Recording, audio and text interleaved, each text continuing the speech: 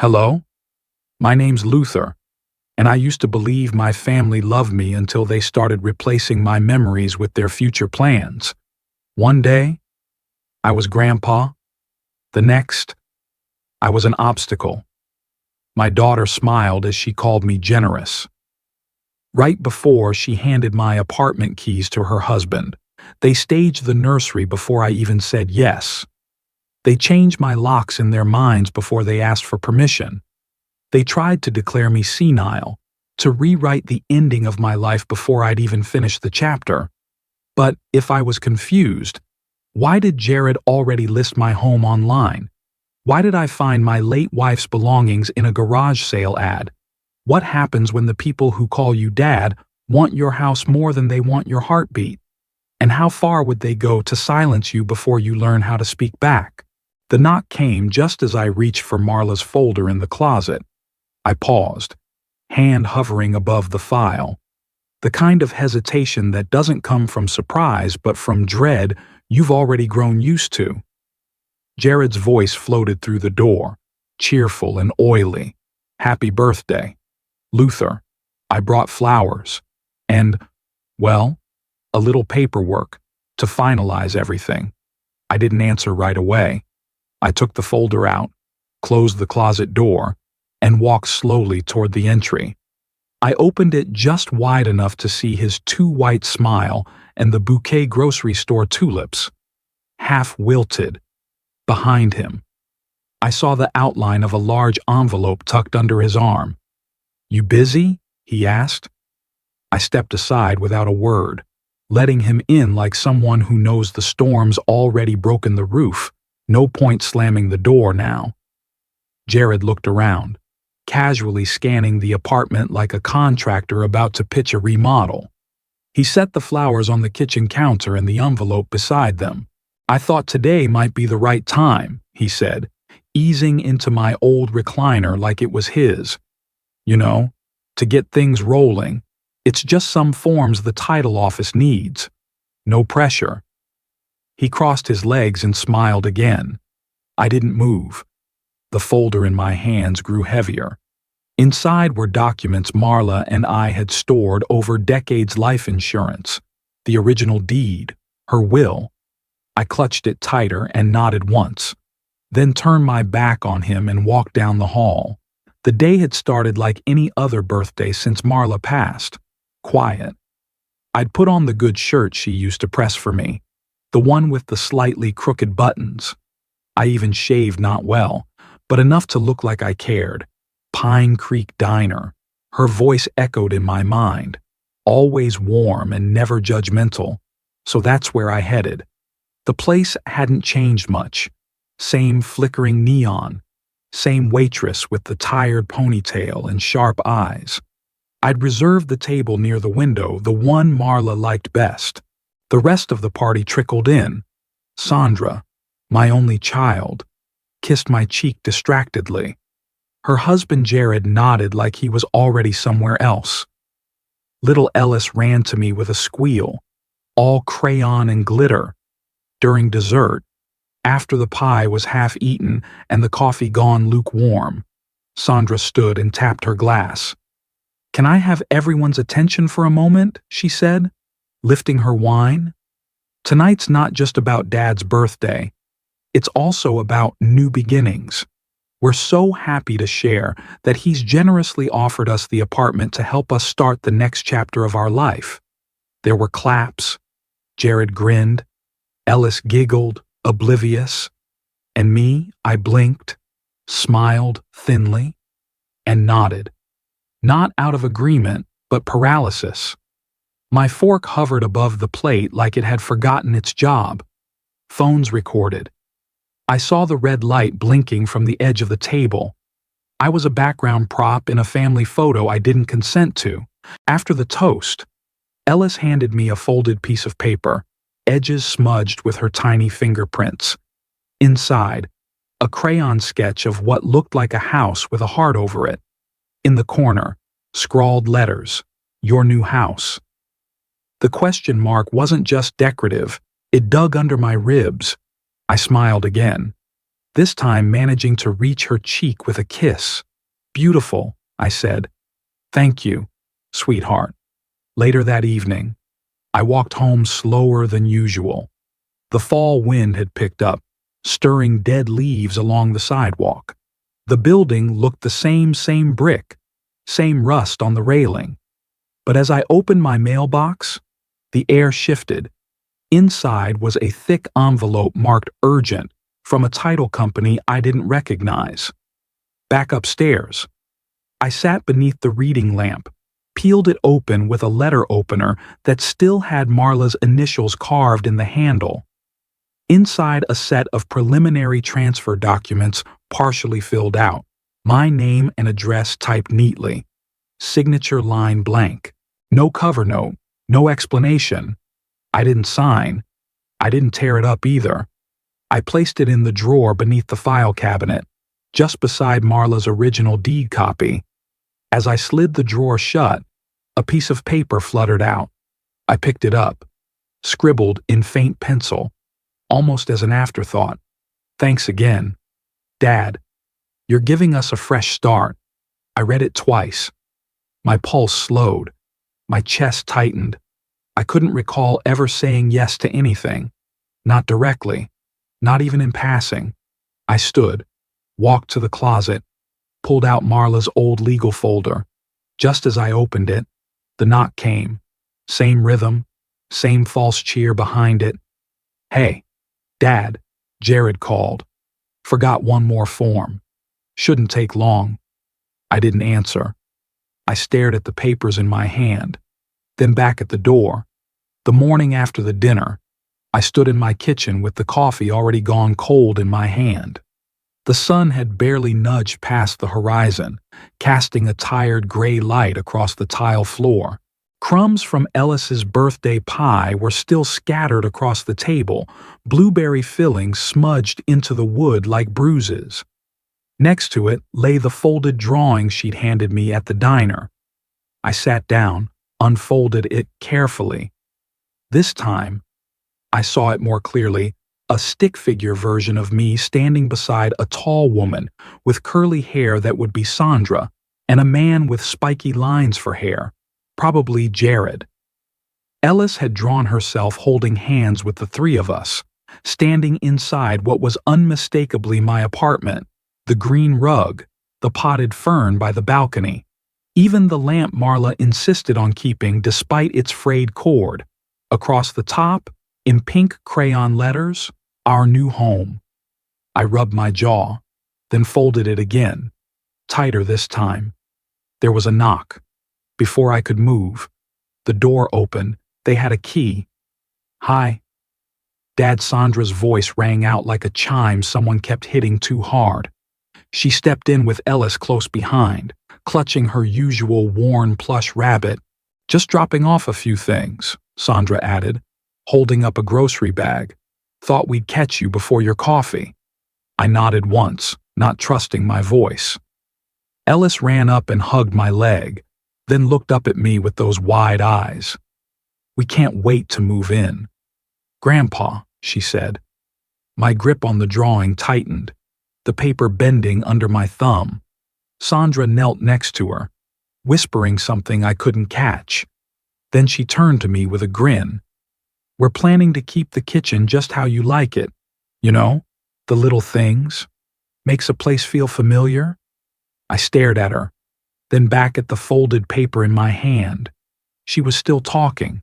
Something about paint colors and maybe updating the bathroom tiles. But all I could hear was the humming in my ears.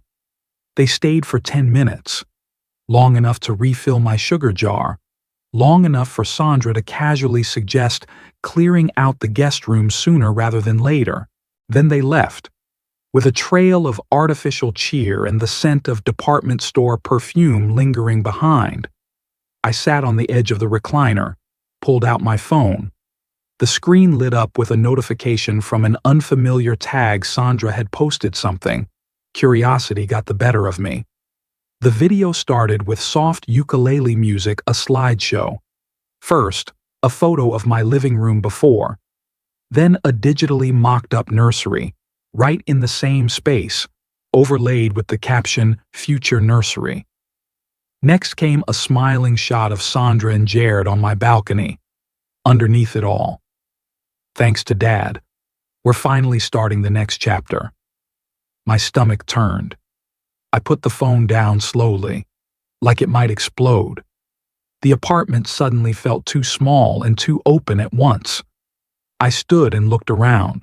Marla's lamp, still flickering slightly. My bookshelf, filled with dusty paperbacks. The couch with the faded patch from where she used to sit cross-legged while folding laundry. I whispered aloud. When did I become background to my own life? I didn't want to sit anymore. I started walking the perimeter of the apartment, counting items not like a collector, but like someone preparing for a loss. I opened the drawers in the credenza, scanned the toolbox, stared at the wedding photo above the mantel. Marla's smile more permanent than anything else in the room. By mid-afternoon, the sun shifted and landed directly on the corner of the table, catching the edge of the envelope from the night before. I opened it again. The preliminary title transfer papers were unchanged, but this time, something slipped free from inside a small sticky note. Pink, with curved handwriting. Just need this back by Friday. That was 3 days away. I stared at the note, read it once, then again. This isn't generosity, I muttered. It's an ambush. I slid the documents back in without signing, pushed the drawer shut harder than I meant to. Then I turned toward the hallway, toward the bedroom closet where we kept everything from our past life. I knelt beside the old metal filing cabinet and opened the bottom drawer. The folders inside were brittle with age, corners curled, some labels faded. I rifled through until I saw at Marla's name in ink she'd used sparingly. Inside medical records, bills, and then there it was, a document with Jared's handwriting on the front. My fingers trembled as I slid the paper from its sleeve. What had I signed all those years ago? I sat at the small desk in my bedroom, the kind Marla once called cozy if you're a monk, with a manila folder spread open like a wound across the blotter. The label, faded but legible Marla, Medical 2016. Inside were the papers I'd stored in the haze of grief after her hospitalization that winter. I shuffled through insurance statements, discharge forms, and then paused. There, in the middle, was a document with Jared's handwriting at the top. Limited power of attorney. I pulled it closer, squinting under the desk lamp. In the event of diminished capacity, I read aloud, the words thick in my mouth. The date on the bottom matched that week in the hospital when Marla couldn't speak above a whisper, and I hadn't slept in 2 days. My own signature stared back at me, clean and clear. The lamp buzzed faintly. I exhaled through my nose, setting the page down like it might detonate. And then, the memory returned, sharp as a pin in the heel. Jared, in that beige waiting room chair, had handed me a small stack of forms. Just insurance stuff, he'd said. So I can talk to the billing people on your behalf. You shouldn't have to worry about this. Not now. Marla was asleep beside me, her hand loose in mine. I hadn't eaten. I hadn't blinked in what felt like hours. I signed where he pointed, not questioning, not reading. Now, in the glow of the lamp, my hands clenched. He'd kept that paper, quietly, strategically. And if Sandra was smart, and she knew all about it. I rose from the desk and moved to the small armoire across the room. In the bottom drawer was the cedar box. Marla had always kept her soft memories, as she'd called them, old gloves, pressed flowers, a music box from her childhood. I flipped the latch and lifted the lid. Something was off. Her lace gloves were gone. The antique sugar bowl with the chipped lid, the one from her grandmother missing too. I hadn't touched this box in over a year. I sat back on the bed, heart knocking gently against my ribs. I grabbed my phone from the side table and pulled up the TikTok app, the one Sandra insisted I install to keep up. It took a few taps, but there it was. Our family home transformation, Phase 1. The reel played upbeat music. There, in one frame, was the sugar bowl on the mantel filled with rose petals, no less. In another, the gloves laid neatly over a refurbished armchair. Caption: so many beautiful touches, heirlooms passed down with love. I stared. Not rage, not disbelief, just cold. She didn't even ask. I went back to the desk, pulled out a yellow legal pad, and began writing in block letters. Items taken, documents signed, evidence. I listed everything I could remember. The gloves, the bowl, the power of attorney. I dated it, then flipped to the next page. I wasn't going to be the fool in his own house. At 9:12 p.m., I sat down at my laptop and typed an email to Ivy Darnell, the notary Marla and I used to trust for everything from wills to loan paperwork. Subject line: need to review a document I may have been misled into signing. I hesitated for half a breath, then clicked send. Not a minute later, a knock echoed from the front door. I didn't move. Another knock, gentler this time, followed by the faint sound of Jared's voice. Hey, Dad. Just checking in, can we swing by to pick up the measuring tape we left? I said nothing. No footsteps, no creak in the hallway. Silence, solid as brick. A minute passed. 2. Then came the vibration of my phone. New text from Jared. No worries. We'll grab it real quick tomorrow if that's easier. I stood slowly and made my way to the linen closet at the end of the hall. Opened the door, scanned the shelves. No measuring tape. But more importantly, the back wall, where Marla's holiday decor had been neatly stored in clear bins, it was empty. Every bin, gone. I stepped outside 2 mornings after the last knock, needing air, space, something bigger than the apartment that no longer felt mine.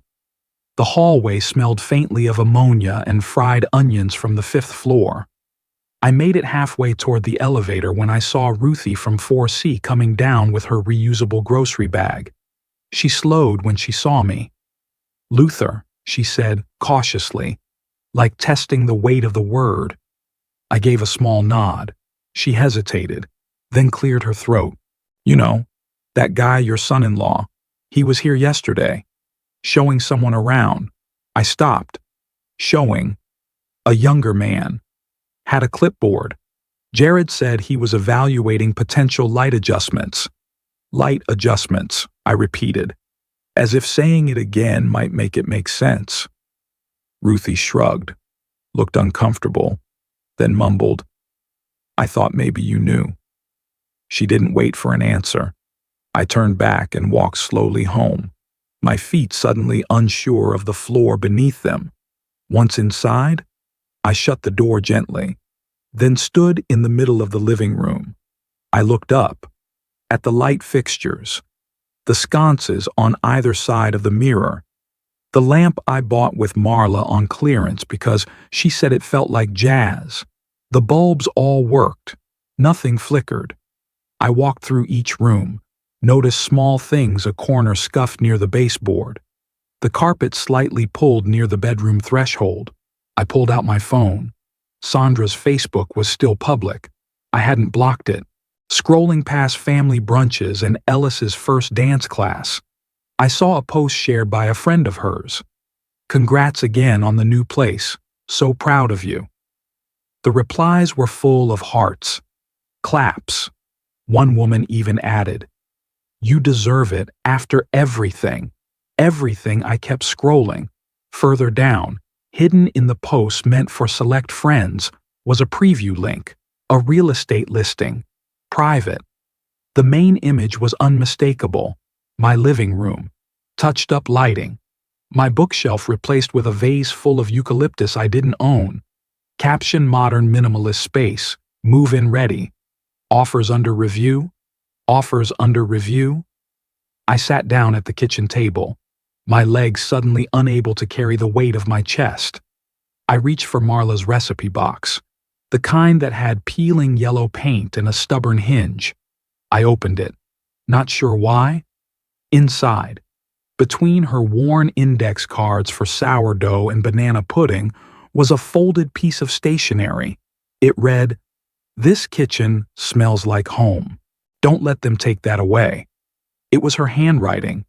I hadn't seen it in years. I folded it back as gently as I could and placed it where I found it. Then I stood, pulled out the blue painter's tape from the junk drawer, and began moving room by room, taping corners, labeling things "do not touch," "do not move," "not for sale." It felt ridiculous at first, but the more tape I laid, the more solid I felt. I was restaking my claim not on the wood and drywall, but on the dignity that lived inside them. My phone buzzed. "Ivy." I answered quickly. "Luther, it's me." "I reviewed the POA from 2016, she said. Her voice was calm, but firm. "You're not in trouble yet, but if they act fast, they can try to challenge your competence." My mouth went dry. "They don't need truth," she added. "They just need a story." I walked to the window, down on the opposite sidewalk. Jared stood beside a man in a windbreaker, pointing up toward the building. The man held a tablet, nodding along. I didn't flinch. "They've already sold the story," I whispered. "I just haven't sold the ending yet." The apartment was still asleep when I got up, but the labels glowed faintly under the hallway nightlight, like soft blue ghosts. Each square of painter's tape had a word, a warning, a memory. I walked barefoot, careful not to disturb the order I'd imposed the night before. In the corner of the hall closet, I opened the drawer where Marla's wedding ring had always been, a small gray velvet box, empty. My hands stayed still, but my chest tightened. That ring had never been flashy, just a simple band, worn down on one edge from decades of dishwashing and knuckle-turning arguments. It had no resale value, but it meant something. It was always there, until now. I turned toward the living room, drawn by something I couldn't name. On the bookshelf, where our family portrait used to sit, Marla and me, and Sandra at age 9 with a gap-toothed grin, was a different frame. Same silver border, but inside was a new photo. Ellis and Sandra, standing by the living room window, posed like a real estate brochure. Their smiles polished, staged. I flipped the frame over. Taped on the back was a strip of masking tape with rushed handwriting. "Our forever home, coming soon." I drove to Ivy's place without turning on the radio. The silence was easier than my thoughts. Her small white house sat at the end of a cul-de-sac, flower beds turning for fall. She met me at the door with a look that said she already knew. Inside, we sat at her dining table, the signature page laid between us. Ivy ran her finger down the document. "It's legal," she said, "but that doesn't mean it's fair. If you didn't understand what you were signing, it can be challenged."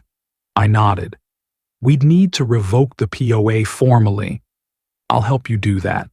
Also, notify the property assessor. Freeze changes tied to this address. And Luther." I looked up. "They're moving fast. If you want to stay ahead, you need to start faster." In her back office, Ivy pulled a box off the highest shelf. "Notary archives," she explained. Inside were carbon copies, logs, signatures. She flipped through until she found Jared's name dated 2 weeks ago. He consulted with a title company. She said, "Private, out of county. They're preparing something. Quietly. They want this wrapped up by the holidays," she added, her tone bitter. "It's cleaner that way." I didn't answer, just looked out her window, where a plastic reindeer lay half buried in the shed's shadows. Back home that evening, I sat down at my laptop. It creaked when I opened it, dust gathering around the trackpad. I opened Excel, the only program I still remembered how to use, and created a new file, room by room. I started listing: living room, photo of Marla, missing, ring box, empty, fireplace vase, replaced with artificial succulents, dining room, silverware drawer, 3 sets gone, Marla's table runner, replaced. I typed slowly, deliberately. Each word felt like another notch on a ledger I hadn't realized I was keeping. At the top of the sheet, I added the title, They Want the House. I remember the love. Later that night, after dinner, canned soup and a cracker, I turned off all the lights and double-checked the windows. Locked. Quiet. I had just reached for the bedroom lamp when I heard it. The door handle. Once. A slow jiggle. Then again. Then nothing. By morning, the jiggle on the door felt like it had lived under my skin overnight. I hadn't slept much. I waited until the sun crept fully over the horizon before unbolting the deadlock and opening the door. No one. The hallway was quiet. Still smelled faintly of floor polish and someone's burnt toast. I bent down, tore a thin strip from an old notepad, and wedged it in the base of the door, flush with the frame. If someone opened it again, even just an inch, I'd know. I wasn't nervous anymore. I was preparing. Later that afternoon, there was a knock, 2 soft taps. I opened the door just enough to see Ruthie's face, eyes darting down the hall before she leaned in. "I didn't want to alarm you," she whispered, "but I overheard your son-in-law yesterday. Out front." She looked down, then met my eyes. "He was on the phone. Said, 'We just need one doctor to say he's slipping. That'll be enough for court.'" I let that sink in. "Thank you," I said. She waited like she expected more, maybe anger, disbelief. I gave her neither. That evening, I opened the kitchen cabinet, behind the cookbooks Marla never used but refused to give away. I'd taped Ivy's small black audio recorder to the shelf days earlier, just in case. I switched it on. Then I picked up the phone and dialed Sandra. "Thought about what you said," I told her. "Maybe it's time we talk seriously." "Really?" she said, a smile audible in her voice. "Come by, both of you." An hour later, they arrived. Jared brought lemon bars. Sandra wore the expression of someone who believed they were already home. We sat at the table, them across from me, their bodies slightly angled in, as if to nudge the room's center. They asked about taxes, utilities, my insurance premiums. Jared gestured like a man giving a tour. I answered without much. After 25 minutes, I leaned back. "I'll sleep on it." "Of course," Sandra said sweetly. "Take all the time you need." Once they were gone, I sat alone again, the recorder still warm in my pocket. I plugged it into my laptop and pressed play. Jared's voice, clear and composed. "Just keep him confused. Say things twice. We'll rotate out the furniture while he naps." A pause. Then Sandra, almost laughing. "He thinks he's in control. Let him." For now, I listened to it twice. No tears came. Just a slow, even breath. I saved the file as evidence 01, kitchen. Then I reached for a pen and sticky note. Change locks. Hire a lawyer, not family friend.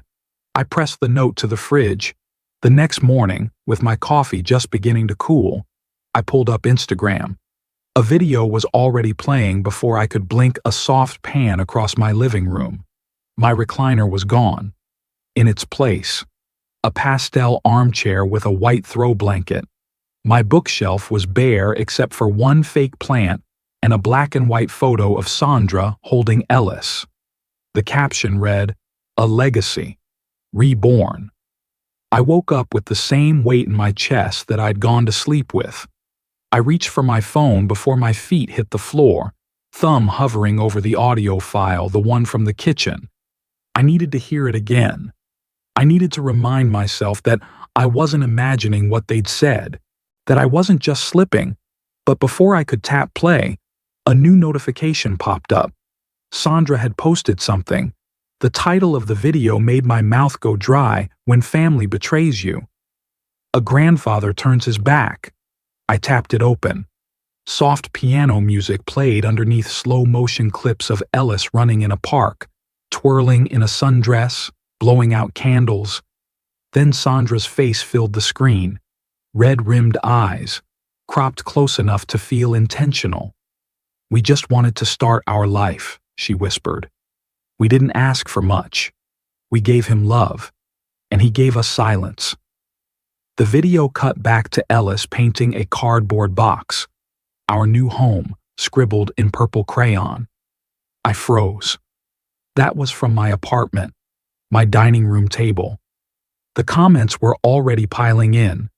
Boomer selfishness at its peak.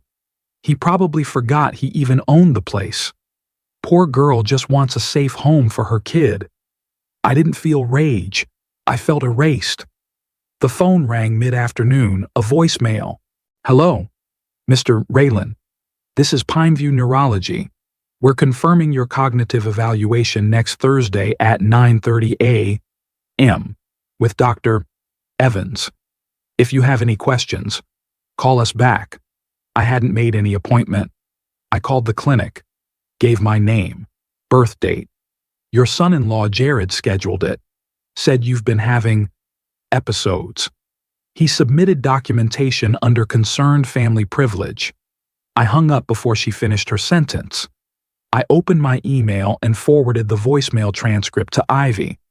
I attached the video link too. Her response came fast. "They're escalating. We need your legal presence visible, now." We made a plan. I'd revoke the power of attorney formally, in writing. We'd initiate a third-party estate review and notify the insurance provider of unauthorized access. And we'd lock down my medical records like they were Fort Knox. I took a cab across town just before dusk. Ivy had set the meeting at Annette Harrow's office, an estate attorney with the kind of bluntness you don't learn from books. Her handshake was short, her eyes sharp. She read through the POA, Jared's filings, the fake appointment. Then she closed the folder and tapped it once. "You're not in a dispute," she said. "You're in a narrative war." I didn't respond. She opened a fresh folder, slid it toward me. "Let's write a better ending." I took the pen. That night, back in my apartment, I turned on my laptop. I opened a new browser tab. The upload window blinked. File title, Kitchen Confession. I told them it was a peace dinner. That's how I worded it in the message to Sandra, short, soft, almost pitiful. "Let's talk over a meal. Just us." I prepped the roast the same way Marla used to. Garlic, rosemary, no shortcuts. I even set the table with her cloth napkins. I lit the small votive she used to place between us. Then, like a shadow, I slid my old Nikon onto the bookshelf, its red light covered by a dab of electrical tape. It faced the table just so, capturing only what mattered. They wouldn't notice. They arrived right on time. Sandra's smile twitched at the edges, trying too hard. Jared looked like a man walking into escrow, not dinner. I poured wine but let mine sit untouched. "Smells like old Sundays," Sandra said, glancing around as if the walls themselves needed repainting. We took our seats. Jared cut the first tension with a smug remark. "Once we get the kitchen tiles redone, the space will really open up." I chewed slowly, swallowed. "Tiles," he smiled. Wolf in the sheep's grin. "Yeah, and we're thinking crib in the study." "Perfect spot," Sandra added. "We'll keep your armchair, though. It adds a vintage touch." I nodded once. Just once. After dinner, while I served slices of dry pie, I placed the envelope on the table with both hands. It made a soft thud. "I'm glad you're making plans," I said calmly. "But this isn't my home anymore. Hasn't been since Tuesday." Jared blinked. "What's that mean?" I slid the envelope toward him. "Proof of sale. Notarized. Transferred. It belongs to someone else now." Sandra froze. Her slice of pie slipped onto the table. "You sold it?" Jared asked, voice rising. I sipped from my untouched wine. "I kept one room. My dignity." He stood up. "You can't do that. We had plans. You had assumptions." I said, "There's a difference." The silence that followed wasn't peaceful. It was surgical. They left soon after, words caught in their throats. I didn't walk them out. I didn't say goodbye. That night, I uploaded the kitchen recording to a private link, the audio of their manipulation, their staged affection, their plans to rotate out furniture while he naps. I sent the link to a journalist I knew from my Rotary days, now at the Wenatchee Gazette. Just the facts. Let the world decide. By morning, the headline read, "Local Family Faces Backlash After Attempted Elder Manipulation Uncovered." The comments came in waves, some harsh, some kind, but most understood. Good for him. He saw through it. My dad would have just taken it. Glad someone fought back. I printed every comment. By mid-afternoon, an email from Jared popped up with just 4 words. "You'll regret this." I didn't reply. I printed that too. Filed it under legal. I walked through the quiet shell of what used to be my home. The rooms felt larger now, emptier, but honest.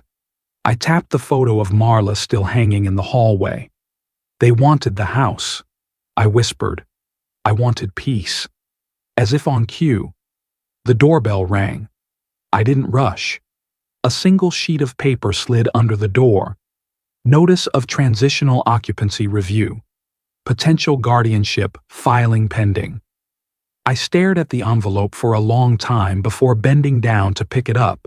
The paper had curled slightly at the corners overnight, reacting to the draft near the door. Notice of transitional occupancy review. Pending guardianship filing. It read, thick language, cold print, a government font that made everything feel predetermined. I walked over to the coffee table, one leg still uneven from years of Marla telling me to fix it. I slid the envelope under it and pressed down. The wobble was gone. I didn't need to frame the notice. I just needed it to hold something up. For once. The inbox had 43 unread messages when I finally sat at my desk. Most were automated updates, useless newsletters, and payment alerts. But buried near the top were 6 messages from Melissa, my late sister's granddaughter. I hadn't spoken to her in over a year. Each message had a subject line with the word family in it. I clicked one. Attached was a screenshot of a family group chat I hadn't been part of for months. Sandra's message sat at the top, time-stamped at 1:12 a. "Dad's confused. He sold the house out from under us while we're expecting. We're devastated. Please be gentle if you reach out." Melissa's reply came in separately. "I don't buy a word of it. You okay?" I stared at the screen. Not sure whether to laugh or toss the whole thing into the trash, I replied with one line. Still standing. Still remembering everything. I walked to the closet. Same closet where they took the measuring tape. Same one Jared probably scanned during one of his light adjustment evaluations. I reached behind the coat rack and pulled out the photo frame I'd planned to throw away last month. The one with Marla, me, Sandra, and Jared from a Christmas 12 years ago. I sat at the table and used my old utility scissors to cut clean through Jared's figure. I left the rest our smiles, our messy tree untouched. I placed the trimmed photo back into the frame and set it on the living room bookshelf, right where they could see it next time. On a small note card, I wrote, "Keep the legacy, lose the lie." That night, an email appeared with no sender name, just a subject line. "You're not alone." The message read, "I used to work with Jared. He did this to his own uncle. You're right to fight. Keep every file. Watch your back." Attached was a scan, a complaint from 2015. Names redacted, but the outline of events was the same. POA misused, real estate sold, family silenced. I downloaded it instantly, printed 3 copies, filed one under legal, one under anonymous leads, and one taped behind the bathroom mirror.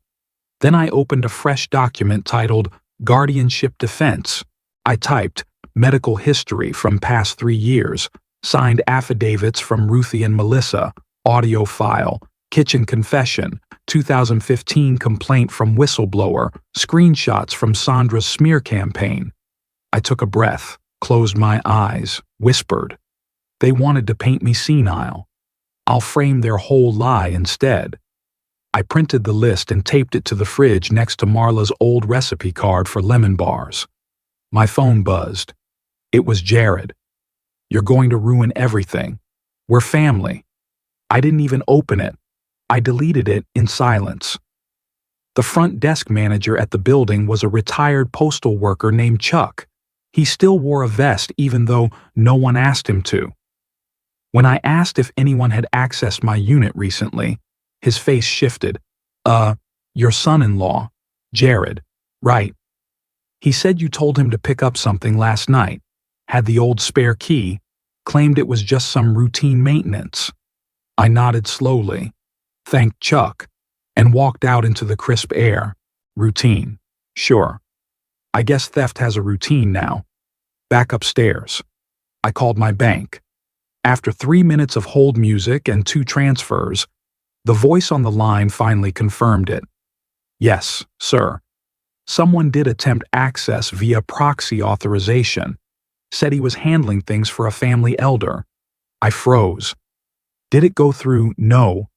It was flagged. But you should update your security questions and passwords immediately." I did. Then I placed every password, every code, into a sealed envelope. I marked it "Only Ivy." That was how my day began. The files spread across Ivy Darnell's desk like a crime scene papers. Audio transcripts, notarized dates, screenshots. She didn't say anything for a few minutes, just flipped page after page. When she finally looked up, her voice was steady. "They tried to write you off the page. Let's put you back at the top of it." She drafted the letter slowly, reading each line aloud to me. "I, Luther Raylan, revoke all previous authorizations, medical, financial, legal, granted to Sandra Raylan or Jared Weaver." Every word felt like I was rebuilding a spine they tried to remove. She notarized it, handed me a copy, and said, "Make copies. Mail them certified. And Luther, don't leave these at home." At home. I almost tossed the pile of mail into the bin without looking. Most of it was garbage, but one envelope, yellowed and creased, bore Marla's handwriting. I stopped breathing. Dated a year before her passing. No stamp. She must have left it inside a book or drawer I rarely touched. I opened it slowly. Her handwriting wasn't what it once was, but it was still hers. "If ever they try to turn your kindness into weakness, remember, your strength made this home." I sat on the edge of the bed. "Don't let them take that from you, Luther. Not even for family." I closed my eyes and let the ache settle in without resistance. It didn't hurt like before, it braced me. That letter. That was the line in the sand. I scanned it first. Then I placed the original in the fireproof box, next to my birth certificate and new will. I took a Post-it and scribbled something fast, without thinking, "Legacy? Not for sale." I stuck it to the inside of the lid and shut it tight. I emailed the scanned copy to Annette Harrow, my attorney. with the subject Exhibit A from Marla. Then I stepped outside. Behind the apartment complex was a garden, just a patch of dirt and green. But Marla had insisted on planting a tree there 20 years ago, some kind of ornamental plum, tiny blooms every spring, defiant and fragile. I sat beneath it and typed a message on my phone. To Sandra and Jared. Do not contact me. All future communications go through my lawyer. I hit send. No drama. Just policy. The sun dipped low. Shadows stretched across the gravel. My phone didn't buzz. But then headlights rolled in from the main road. A silver SUV. Familiar. I stayed hidden behind the trunk of the tree as Jared stepped out. He held a bottle of red in one hand and a practiced smile on his face. Salesman's charm. He looked up at my window. Waited. I didn't move. He could knock all night. I was done answering. The apartment had gone still. Not empty, but still. I move slower these days. Not because of age, but because nothing was rushing me anymore. No calls. No knocks. No voices from the hall pretending they had business here. I set my coffee down carefully, the ceramic clink against the saucer breaking the morning silence. I sat and stared at the blank envelope that had remained untouched on my counter for a week. I didn't open it, just held it. The home no longer smelled like them. The air had shifted back to something familiar: dust and lemon polish, the scent of wood warmed by sunlight. I folded the envelope and slid it between the pages of Marla's old cookbook. Let it sit with her apple pie recipe. She'd know what to do with it.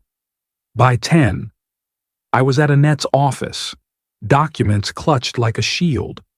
Her legal assistant gave me a nod and led me to a polished wood room that smelled like tobacco and resolution. Annette didn't speak at first. She simply slid a cream-colored sheet toward me. This finalizes the trust, she said. They're legally barred from contesting it now, permanently. No celebration. Just a steady nod from me and the weight of the pen in my hand. I signed. My name wasn't just ink this time. It was an anchor, a full stop on a sentence they had no right to write. You can exhale now, she said softly. I already had. I returned to my apartment and saw the voicemail light blinking. I let it play aloud as I set my keys down. They're posting Bible verses now, Melissa's voice said. Stuff about honoring thy father and respecting elders. But it's all for show. They're using scripture like shields. I didn't respond. Didn't feel the sting. Not anymore. I deleted it all in one press. If people needed performance to validate their image, they could have it. I wasn't part of that story anymore. In the living room, the light slanted just so across the frame still sitting on the table, Marla and me, taken years ago when we still believed we had all the time in the world. I opened the back of the frame, replaced the old photo with a new version cropped tighter. No one else in it but us. Below it, I slipped in a small label in my handwriting. Kept promises, not property. I didn't cry. Not then. Just zipped the frame into the side pocket of my suitcase, next to my socks and the passport I hadn't used in a decade. That afternoon, a letter arrived from the Quiet Exit Fund. Heavy envelope, wax sealed, formal. It confirmed the trust had been triggered. Assets moved, protections solidified. I sat with the letter in my lap and just smiled. Not because they lost, but because I'd stopped letting them define what I'd built. I stood and walked room by room, checking the corners, noting the details not even they had bothered to learn. The window that stuck in winter, the way the floor creaked near the bedroom doorway, the scratches on the molding from when Marla moved the old bookshelf by herself, things they never asked about, never cared to know. As dusk folded itself over the garden outside, I opened my laptop one last time, Typed a final message, "Do not contact me. All future communications go through my attorney." Sent. Archived. Done. Then came the knock. I didn't flinch, just slipped on my shoes, walked to the back patio, and stood in the cool night air. I could hear them talking softly near the door, but I didn't move, didn't answer, because the truth was, they never knew where the real door was. The first thing I noticed when I woke was the quiet, not hollow, but comforting. No stair creaks, no distant voices. I sat up in the cabin bed, daylight filtering in through pine needle shadows. I breathed in the crisp fall air and slid out of bed, bare feet touching the wooden floor. In the garden by the window, the last of Marla's thyme and mint stirred in the breeze. I bent and touched their leaves, remembering her smile when she used them in tea. I filled the kettle and set it on the wood-burning stove, the cabin warming as I did. For the first time in months, I made coffee in peace. An hour later, I stepped onto the porch and retrieved a letter from the mailbox. It was from Annette. I opened it gently, as though it contained all the final pages of a long book. The lawyer confirmed. The apartment sold. The trust filed and fully executed. The guardianship petition blocked. Jared and Sandra legally barred from estate matters. I held the paper, folded it, then tucked it into a folder labeled Final. My hands didn't tremble. My chest didn't tighten. I nodded at the clarity of it all and sat on the porch swing, waiting for the kettle to whistle again. That afternoon, my phone buzzed with a message from Melissa. Her picture popped up, and there was her newborn daughter, wrapped in a soft blanket, eyes closed, hair just like Marla's. Beneath it, her words read, "She'll never meet Marla, but I'll tell her who you are." Something brightened inside me. I printed the photo and stuck it on the cabin's tiny fridge using a sunflower-shaped magnet. I stood back and smiled, soft, steady. Finally, truly. As evening settled, I wrote a check to the Silver Pines Women's Shelter in town where older women escaping domineering relatives often found refuge. I folded it into an envelope and wrote, "Use it well." I walked to the mailbox at the end of the gravel driveway, slipped it inside, and closed the wooden lid with care. A final echo of the home I'd defended and everything I'd learned from it. The porch wind chimes sang under the pine roof as dusk fell. I sat back, feet resting on the rail, and listened to the forest come alive. The phone buzzed once more, an unknown number flashing across the screen. I didn't reach for it. Instead, I powered it off, slid it into the desk drawer, and closed it firmly. No more interruptions. I settled deeper into the swing, watching the last light fade behind the trees. My heart felt calm, rooted. I breathed out slowly, letting the silence settle around me.